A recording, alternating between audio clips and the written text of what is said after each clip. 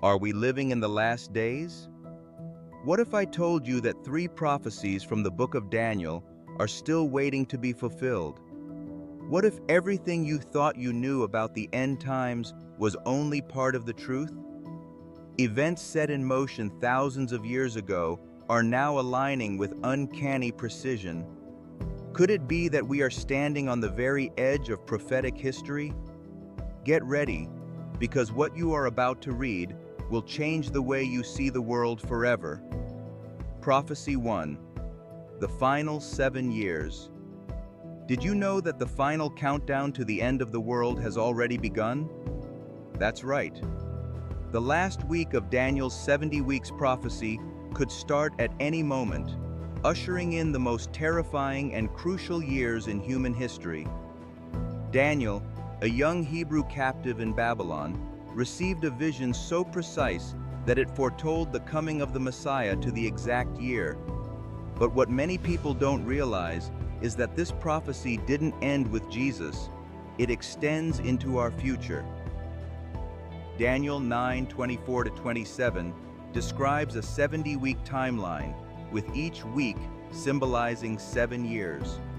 The first 69 weeks, 483 years, predicted the arrival of Jesus Christ, ending with his crucifixion. But then, something unexpected happened. The prophetic clock stopped. For over 2,000 years, we have been living in the mysterious gap between the 69th and 70th weeks. But here's where things get intense. The final 7 years, Daniel's 70th week, are yet to be fulfilled. And when they do, they will unleash a chain of events that will reshape the world as we know it.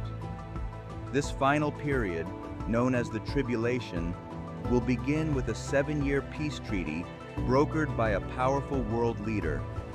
But halfway through, he will break it, setting off catastrophic events that will shake the foundations of the earth. The signs are already appearing: political turmoil, global conflicts, economic instability. Everything is pointing to the beginning of the end. Could we be on the brink of witnessing Daniel's final prophecy unfold? Prophecy 2. The rise of the Antichrist. What if I told you that a world leader will soon rise to power, deceiving billions into worshiping him? It sounds like something out of a dystopian novel, but it's exactly what Daniel foresaw over 2,500 years ago. In Daniel 7, he sees 4 beasts representing powerful world empires. But it's the 4th beast that sends chills down the spine. Out of it emerges a small horn, an ominous figure with eyes like a man and a mouth that speaks blasphemies. This little horn is none other than the Antichrist, a ruler who will gain global dominance through deception and supernatural power.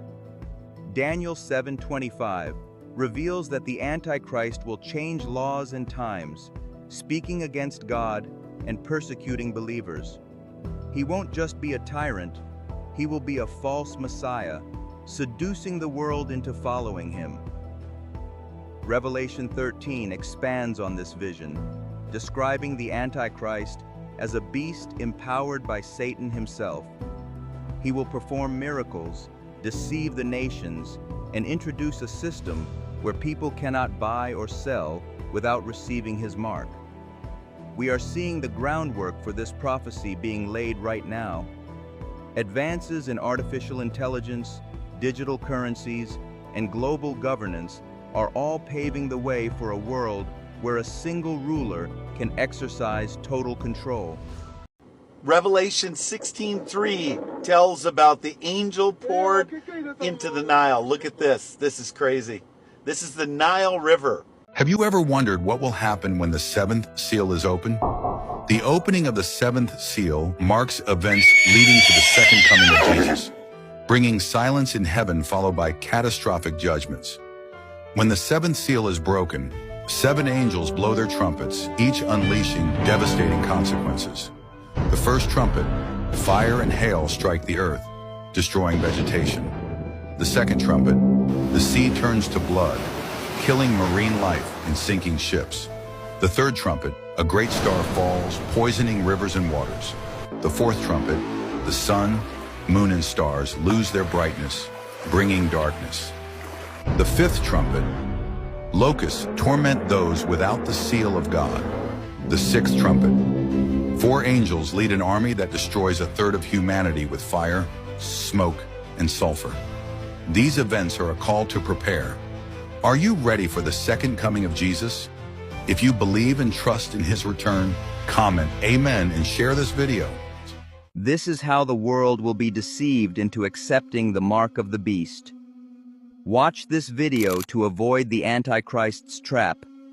For centuries, we've been warned about the Antichrist's arrival. We've had time to prepare for the tragedy that follows. We know the dangers, the promise, and the retribution, so we shouldn't be deceived, right? Wrong. Despite the Bible's warnings, many will fall for his lies, including people of faith. They will stumble because they ignore the signs of the times and rely on their own strength. Revelation 13:16-17 explains that without the mark, no one can buy or sell. The Antichrist spirit is already at work in the world. His tactics, deception, and idolatry. He will come as a man of peace, deceiving the world. Material wealth and the desire for comfort will lead many to accept the mark. Afterward, they will worship the Antichrist as an idol. Remember, only those who watch and pray will withstand his deceptive power. Stay vigilant and avoid the mark of the beast. And if you think that Jesus is the way, the truth, and the life, subscribe or follow now and type Amen in the comments.